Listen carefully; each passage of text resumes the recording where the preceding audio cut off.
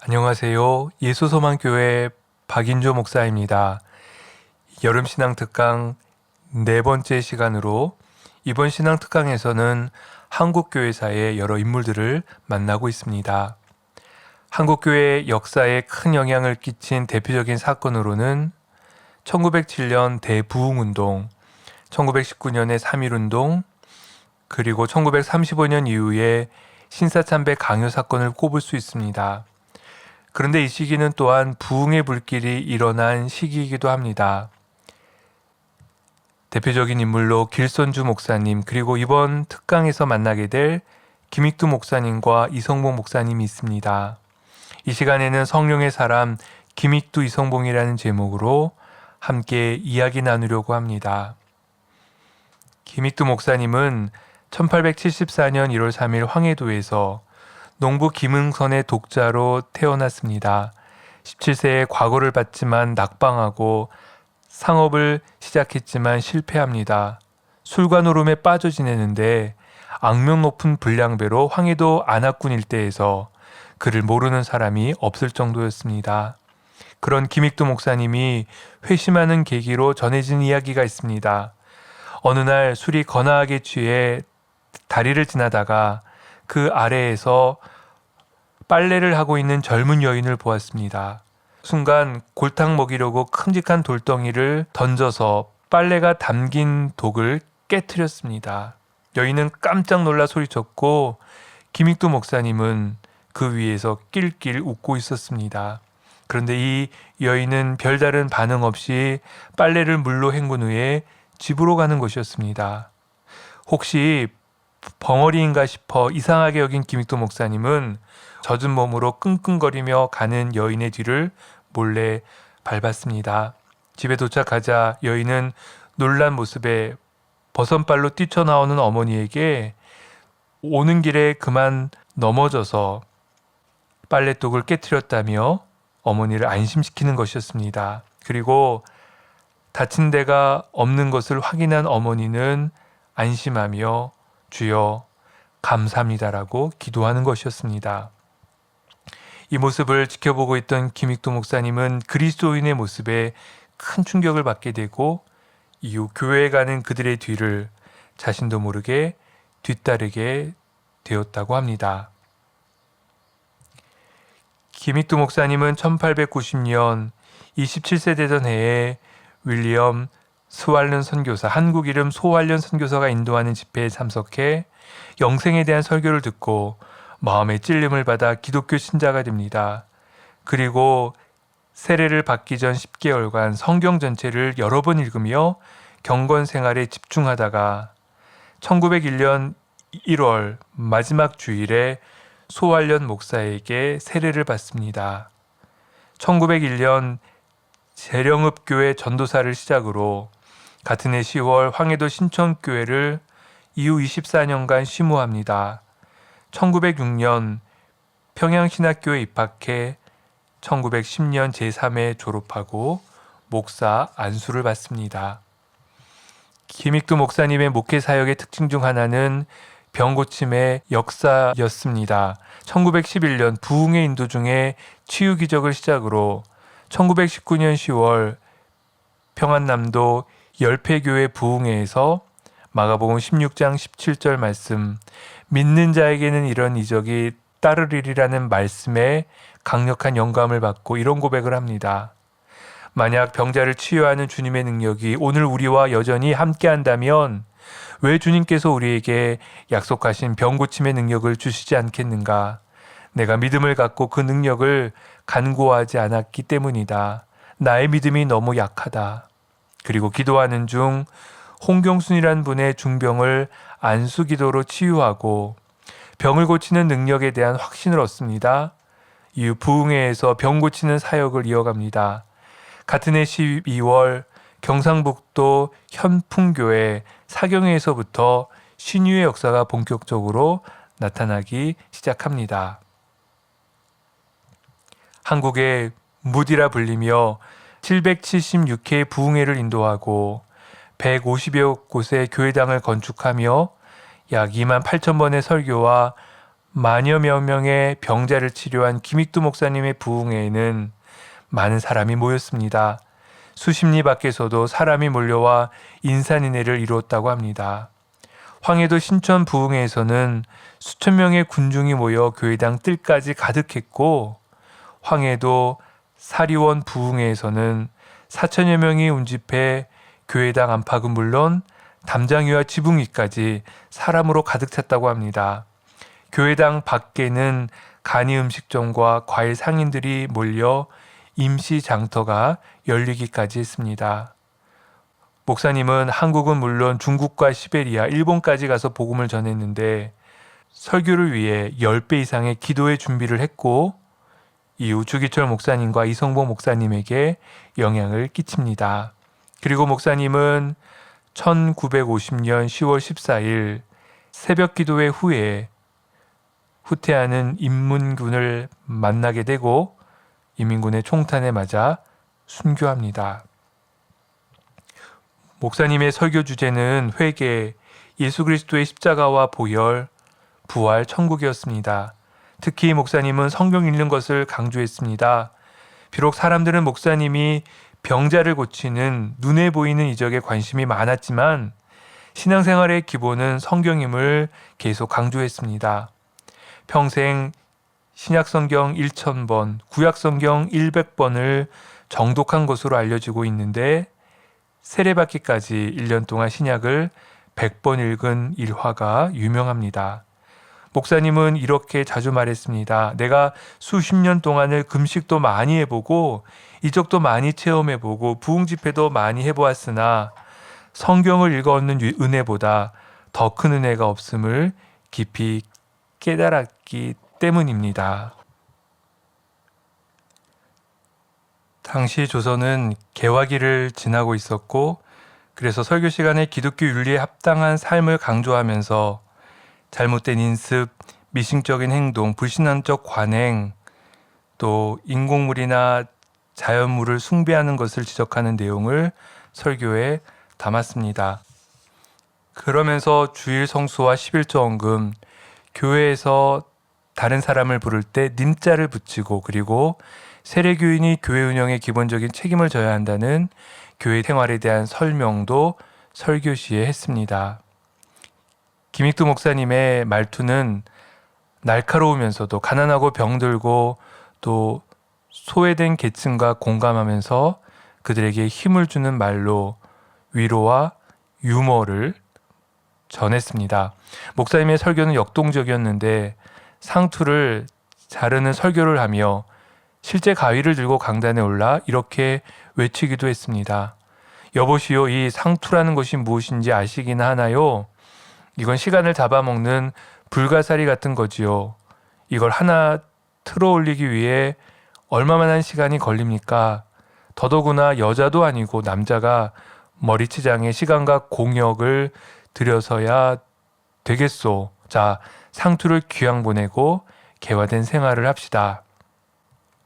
이어 살펴볼 이성봉 목사님은 1900년 7월 4일 평안남도 강동군에서 아버지 인실과 어머니 김진실 사이의 장남으로 태어났습니다. 1905년 6세 때에 집안이 복음을 듣게 되는데 어머니는 이성봉에게 7세 때부터 새벽 기도에 참석하게 하고 신약 성경을 읽게 하는 등 철저한 신앙교육을 시켰습니다. 김익두 목사님이 운영하는 황해도 신천의 경신소학교에 들어갔고 19세에 결혼하는데 타락과 방탕의 길을 가며 성격은 포악했습니다. 그의 불량 생활에 어머니는 안타까워했지만 젊어서는 맘대로 잘 살고 늙어진 다음에 믿겠다느니 하나님은 어디에도 없으니 천당이니 지옥이니 전혀 믿을 수 없다면서 어머니에게 대들기도 했습니다. 그러다 목사님의 생애에 결정적인 사건이 일어납니다. 1918년 2월 10일 21세 때 시장에서 과일 장사를 마치고 집으로 오는 길에 갑자기 오른쪽 다리에 큰 통증을 느껴 쓰러졌습니다.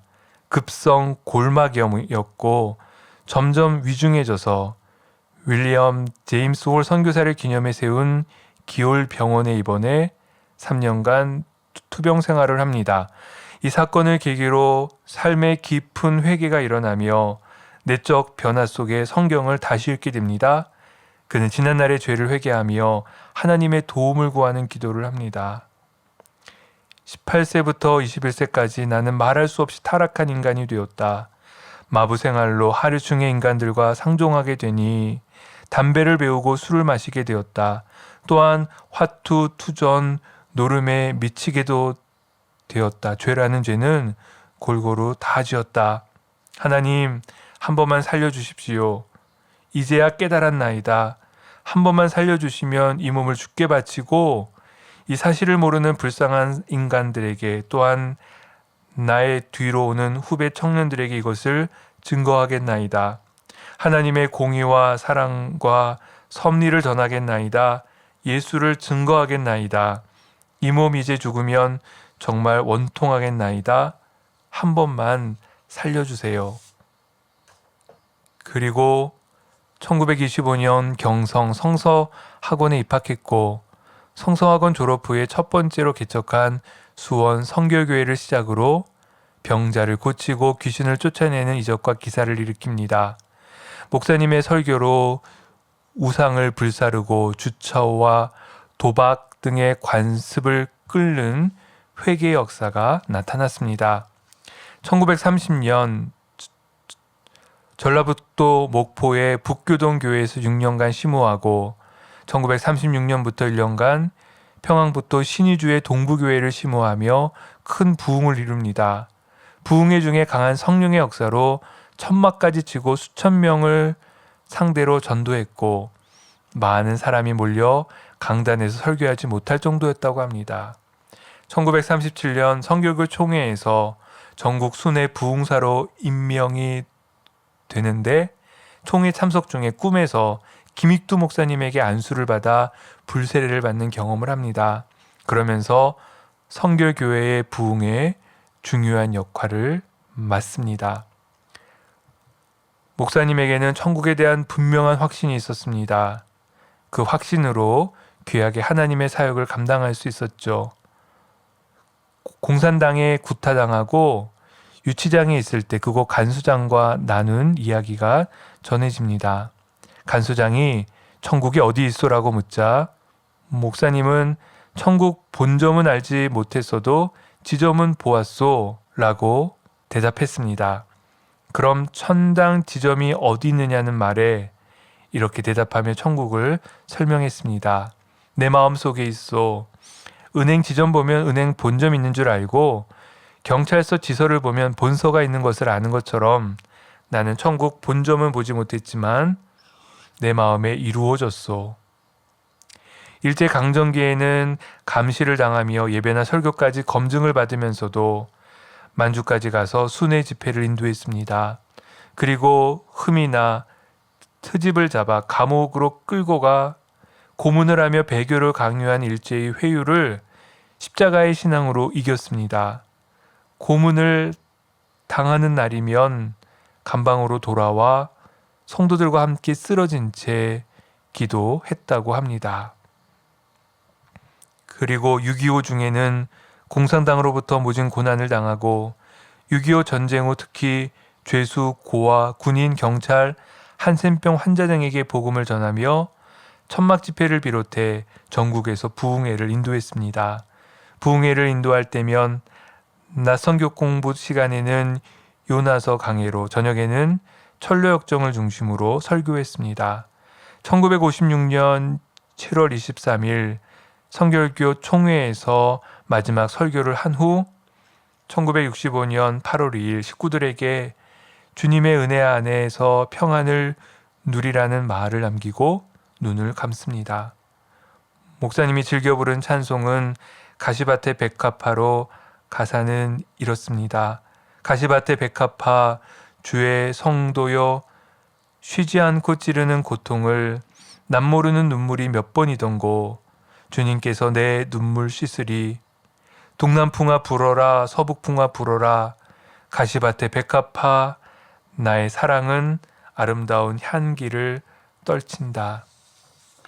그리고 목사님이 일생 동안 수없이 반복했던 기도는 흠과 티와 주름 잡힘이 없는 수정같이 맑은 마음, 예수 그리스도의 마음을 이루어 주소서였다고 합니다. 지금까지 김익두 목사님과 이성복 목사님의 생애와 활동했던 당시의 상황을 살펴보았습니다. 이때는 성령의 강권적인 역사 속에 복음이 전해지고 회개의 역사와 함께 치유의 이적이 많이 나타났습니다. 3.1운동 이후 온 민족이 경험한 좌절, 신앙인에 대한 핍박, 사회주의와 무신론자의 득세, 자유주의 신학의 등장이라는 암울하고 어려운 시대 상황 속에서도 하나님의 말씀은 능력과 위로로 온 민족의 삶에 영향을 끼쳤습니다. 특히 풍성한 말씀의 은혜와 함께 병고침의 이적을 허락해 주셨습니다. 당시 종말론적 설교는 일제의 강압적인 통치하에서 슬픔과 좌절로 고통받던 백성에게 천국을 소망하며 신앙의 힘으로 이겨낼 수 있게 했습니다. 일제치하 그리고 6.25 전쟁이라는 민족의 고난의 시기를 잘 감당할 수 있도록 인도해 주었지요. 당시 한국에 파송되었던 선교사의 증언을 통해서도 이것을 확인할 수 있습니다. 우리는 주님께서 조선 땅에 바울이나 베드로와 같은 사도를 일으켜 백성들에게 복음의 진리를 증거할 수 있도록 하여 주시기를 오랫동안 간절히 기도해 왔다. 우리 주님께서는 그 무거운 책임의 자리에 김익두를 세우신 것이 확실하다. 클라크 선교사는 1920년 서울의 부흥회에는 5,000명이 운집했으며 실내에 그 많은 사람을 수용할 공간이 없었으므로 밖에서 설교했다고 전했습니다. 수천 명이 모이는 오전 4시부터 7시까지 계속되는 아침 기도회와 사람들이 마당과 담장과 계단과 난간까지 차지한 저녁 집회는 확실히 경이로움이 가득 찬 광경이었다. 지금부터는 두 분 목사님의 삶을 통해 성령의 사람에게 발견되는 특징을 몇 가지 생각해 보려고 합니다.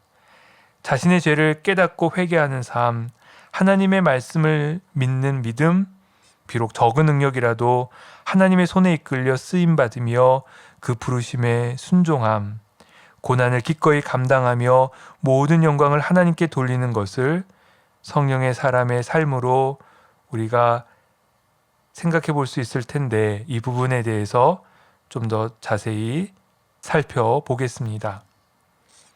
먼저는 관심과 생각의 방향에 관한 것입니다. 그리스도인이 아닌 경우 사람들은 주로 육신의 일을 먼저 생각합니다. 예수님의 말씀처럼 무엇을 입을까 무엇을 먹을까에 대한 것이지요. 반면 그리스도인의 관심과 생각은 하나님의 나라를 향합니다. 성령의 일을 생각하고 성령이 관심 가지신 일들에 반응합니다. 이처럼 성령의 사람은 영적인 일, 내적인 일, 그리고 성령을 통해 예수 그리스도를 의지하며 동행하는 삶을 삽니다. 그러므로 염려하여 이르기를 무엇을 먹을까 무엇을 마실까 무엇을 입을까 하지 말라. 이는 다 이방인들이 구하는 것이라 너희 하늘 아버지께서 이 모든 것이 너에게 있어야 할 줄을 아시느니라.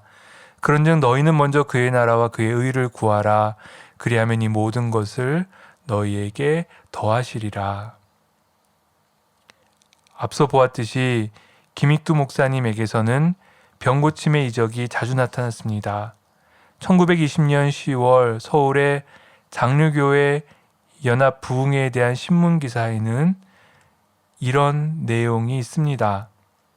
경성중앙 숭동교회에서는 지난 11일부터 25일까지 부흥전도를 부흥목사 김익두 씨를 초청하여 개최하였었는데 저녁마다 전도, 새벽마다 6시에 기도, 오전과 오후에 성경교수 이렇게 한 결과로 성신의 큰 역사 곧 이적이 나타났다. 신앙이 타락하였던 자가 다시 회개하였고 교만하던 자가 겸손하여졌으며 미지근한 자가 열심히 일어났으며 병든 자가 나았으며 조막손이가 손을 폈으며 나면서 앉은 뱅이가 일어섰으며 기타 심상치 않은 병이 나은 자가 남녀 기십이 있었으며 받은 은혜를 감사하여 자원 연보하는 것이 금은 보배와 밀 현금 합하여 5천여 원에 달하였더라.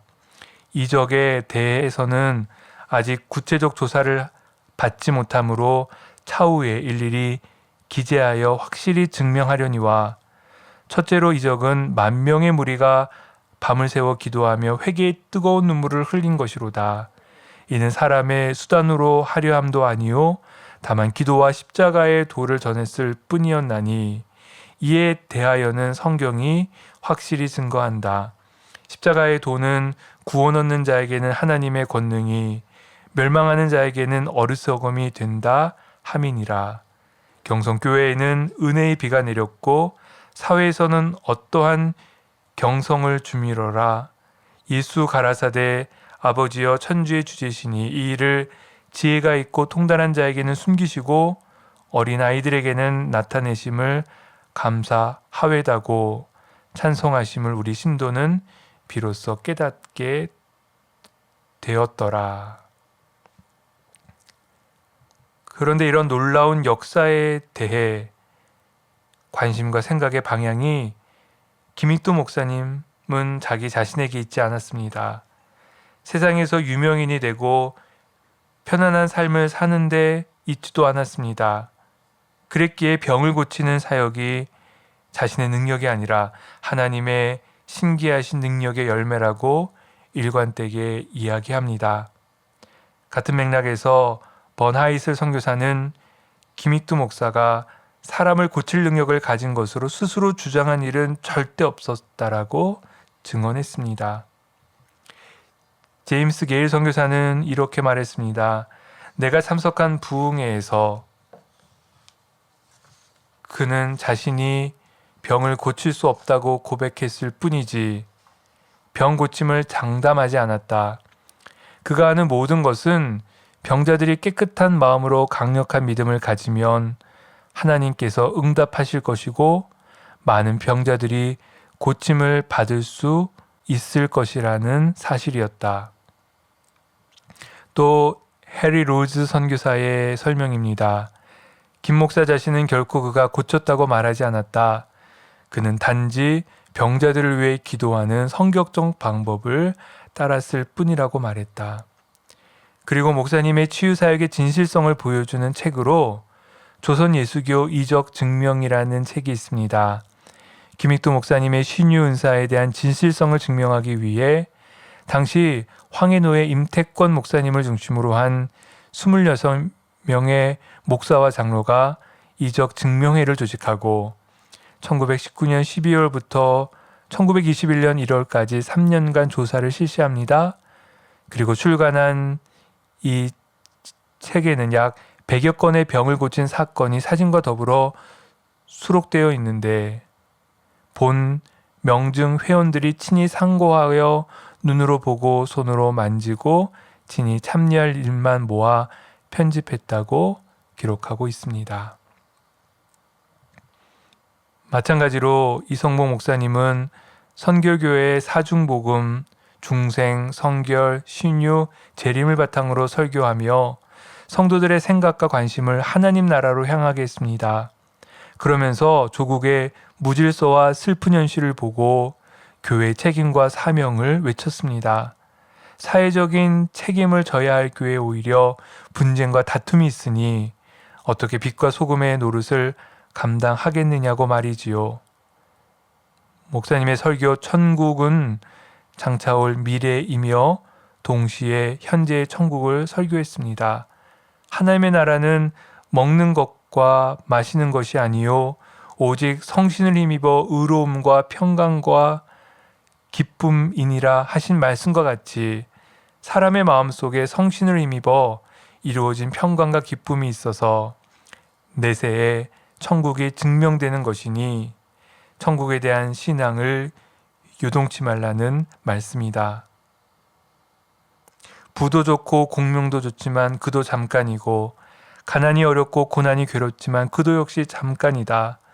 북망산 무덤의 터널 속으로 들어가기 전에 천국을 준비하는 자가 복이 있는 자이다. 지상 천국이라고 하는 것은 과학이 발달하여 황금 세계가 되고 정치가 발달하여 산에는 도적이 없고 길에 떨어뜨린 물건을 줍는 사람이 없다는 이런 지상 천국이 아니다. 이런 천국은 사람의 노력으로 천국을 만든다는 인본주의 사상인데 죄로 하락한 이 세상은 인력으로 천국을 만들 수는 절대로 없다. 누가 바다의 파도를 잔잔케 할 수 있으랴. 정치로 국내에 죄를 없이 할 수 없고 강화 조약으로 세상에 전쟁을 없이 할 수 없다.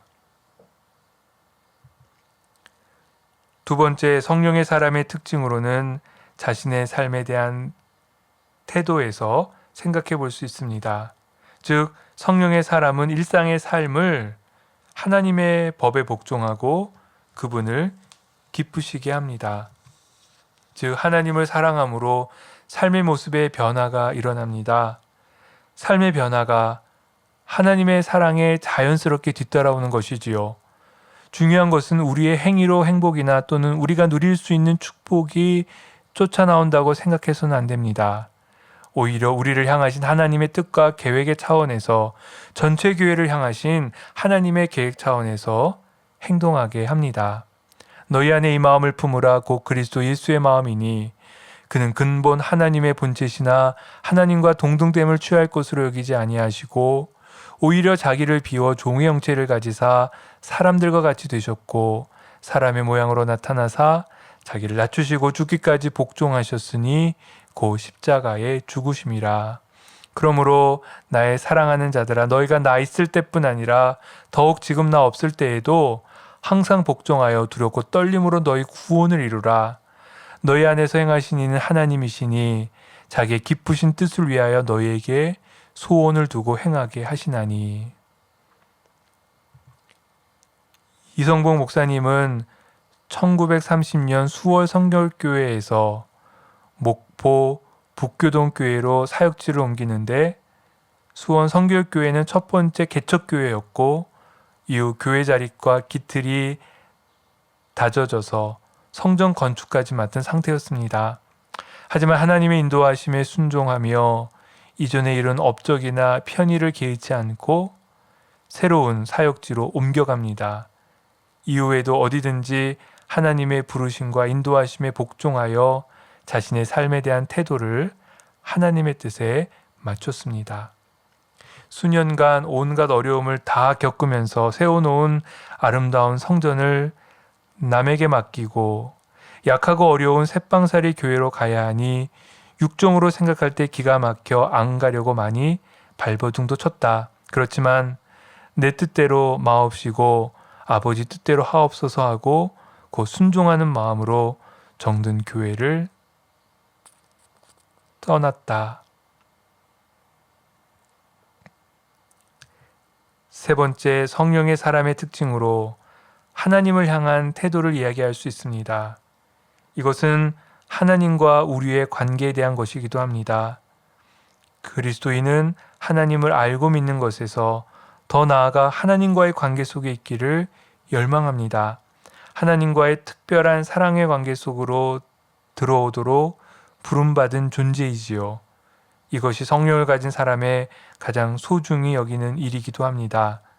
삶의 어떤 것에 대해서든 하나님의 섭리로 인정하고 받아들이는 것입니다. 복 있는 사람은 악인들의 꾀를 뜨지 아니하며 죄인들의 길에 서지 아니하며 오만한 자들의 자리에 앉지 아니하고 오직 여호와의 율법을 즐거워하여 그 율법을 주야로 묵상하는도다. 그는 시냇가에 심은 나무가 철을 따라 열매를 맺으며 그 잎사귀가 마르지 아니함 같으니 그가 하는 모든 일이 다 형통하리로다. 그리스도인이 성령에 대해 오해하는 것으로 성령 받는 것을 성령 세례와 같은 또 다른 구원으로 생각하거나 방언과 동일시하는 것입니다. 또 병고침이 일어나는 것과 같은 외적인 변화, 가시적인 현상에 대해서만 관심을 갖는 것이지요. 물론 이것도 성령이 역사하심을 보여주는 하나의 예이지만 이러한 특정 현상에 매여선 안 됩니다. 성령의 사역의 핵심은 예수님을 바로 보도록 그리고 하나님의 역사하심을 믿도록 이끄는 데 있다는 것을 기억해야 합니다. 김익두 목사님의 설교 성신을 받으라에서 보면 목사님은 물 세례와 구별해 성령 세례를 언급하고 인간의 본질적인 변화를 전제하며 마음속의 죄를 깨끗하게 씻는 것이 성령 세례라고 합니다. 그러면서 잘못된 성령 운동을 극복하는 길은 성경을 읽고 바르게 깨달아야 한다고 설명하면서 눈에 보이는 현상에 집착하는 것을 지적합니다. 이 불세례를 이상하게 해석하는 이가 있습니다. 요새 보니까 어떤 이는 나는 기도하다 불을 보았다고 합니다. 이것은 다 성경에 무식해서 그렇습니다. 그 후에 성신 받을 때 불이 내려왔다는 말이 어디 있습니까? 표시인데 이제도 불을 달라고 합니다. 성신이 지금 하늘에서 내려오는 것이 아니고 예수님께서 승천하신 후에 세상에 이미 와 있어서 우리 마음 문만 열면 들어오려고 우리 문 밖에서 기다리고 있습니다. 이성복 목사님은 1950년 8월 2일 밤 집회를 마치고 가던 중 목표 외곽에서 공산당에게 체포되어 야산으로 끌려가 몽둥이로 구타당하고 기절합니다. 그리고 유치장에 갇히는데 그때 이렇게 말합니다.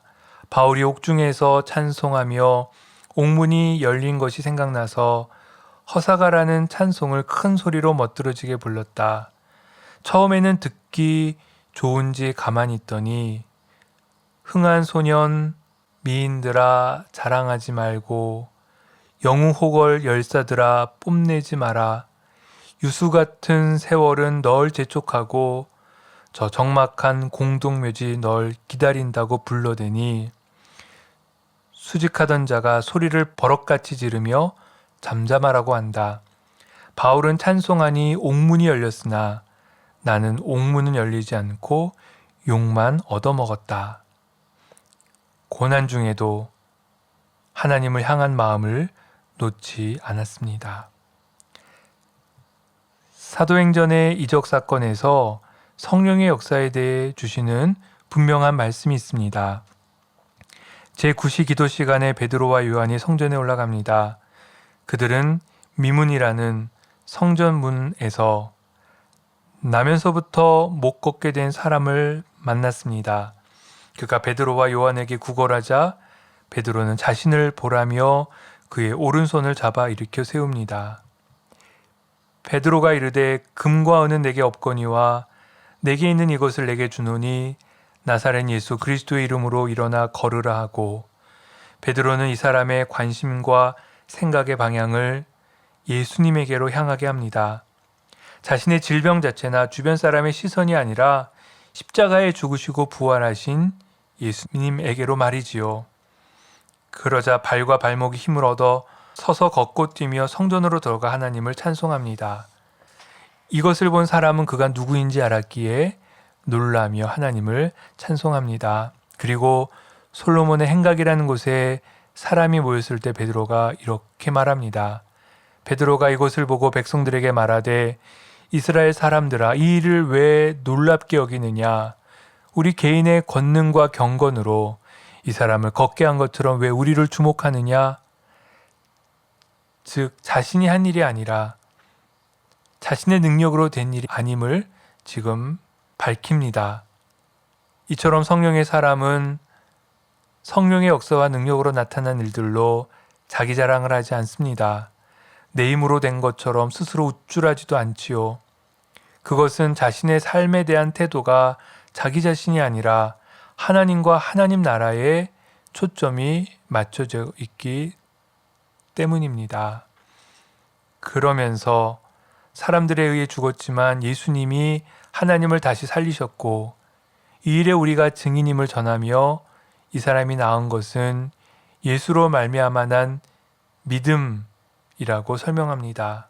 그러면서 너희가 모르고 한 일이지만 그것은 하나님이 이미 선지자를 통해 말씀하신 것이었고 그러니 회개하고 돌이켜 죄 없이 함을 받으라고 그러면 새롭게 되는 날이 주 앞으로부터 이를 것이라고 설교합니다. 지금까지 성령의 사람에 대해 김익두 목사님과 이성모 목사님의 생애를 통해 생각해 보았습니다. 그중 첫 번째는 생각과 관심의 방향에 대한 것이었는데, 일상에서 먹고 마시는 일이 아니라 하나님 나라를 향하는 것이 성령의 사람의 특징이었습니다. 둘째는 자신의 삶에 대한 태도에 있어서 내 뜻과 의지에 앞서서 하나님의 뜻에 순종하고 하나님을 기쁘시게 하는데 우선순위를 둔다는 점을 이야기했습니다. 그리고 셋째로 하나님을 향한 태도입니다. 하나님과의 관계를 먼저 생각하고 일상에서 하나님의 섭리를 인정합니다. 모든 것은 하나님이 하시는 일이라는 마음에 원망하고 불평하는 것이 아니라 감사함으로 받습니다. 성령의 사람의 모습입니다. 김익두 목사님은 자신이 행하는 이적과 병고침의 역사보다 성경을 읽어 얻은 은혜가 더 크다며 하나님의 말씀에 대한 확신을 이야기했었습니다. 그리고 병고침의 역사를 하나님의 신기한 능력의 열매라며 자신을 자랑하는 것이 아니라 하나님을 높였음을 우리가 앞서 살펴보았지요. 그리고 이성모 목사님은 감옥에 갇혀 고난을 당하는 중에도 천국 본점은 내 마음에 있다며 하나님 나라에 대한 확신 속에 믿음의 고백을 합니다. 그래서 하나님의 인도하심을 쫓아 순종함으로 정든교회를 떠나기도 하는데, 이러한 모습들이 성령의 사람이 살아가는 일상의 모습임을 기억해야 할 것입니다. 지금까지 성령의 사람을 주제로 함께 생각해 보았습니다. 우리가 함께 생각해 본 그러한 성령의 사람들의 아름다운 특징들이 우리들의 삶의 모습을 통해 더욱 풍성하게 나타났으면 좋겠습니다. 함께 기도하겠습니다. 은혜로우신 하나님 아버지, 참 감사합니다. 이 시간 함께하는 시간들을 통해 또 하나님에 대해 알게 하시고 예수 그리스도를 믿는 믿음을 분명케 하시며 성령의 역사를 믿고 쫓아가는 삶을 살도록 우리들의 삶을 인도해 주시니 주님 은혜를 감사합니다. 우리 한 사람 한 사람이 성령에 붙들려 살아가는 삶을 살 수 있도록 주여 저희를 인도해 주옵소서. 우리가 생각하는 거나 관심 갖는 것이 우리의 일상만이 아니라 하나님의 나라를 향해 온전히 모아질 수 있도록 붙들어 주시기를 소망합니다. 내 뜻과 내 의지에 앞서서 하나님의 뜻에 순종하고 하나님을 기쁘시게 하는데 우선순위를 두는 우리 자신의 삶에 대한 귀한 신앙의 삶의 모습을 가질 수 있도록 성령께서 우리를 붙들어 주옵소서. 그리고 먼저 하나님과의 일을 생각하며 일상에서 하나님의 섭리를 인정하는 중에 감사와 기쁨과 하나님이 주시는 은혜에 대한 만족함에 귀한 삶을 살아가는 저희들이 될 수 있도록 성령의 사람으로 충만한 삶을 살아가도록 저희를 붙들어 주옵소서. 함께 하신 주님의 은혜에 감사드리며 주 예수 그리스도의 이름으로 기도드립니다. 아멘. 이상으로 여름 신앙 특강 4번째 시간 성령의 사람 김익두 이성봉 강연을 마치겠습니다. 끝까지 경청해 주셔서 감사합니다.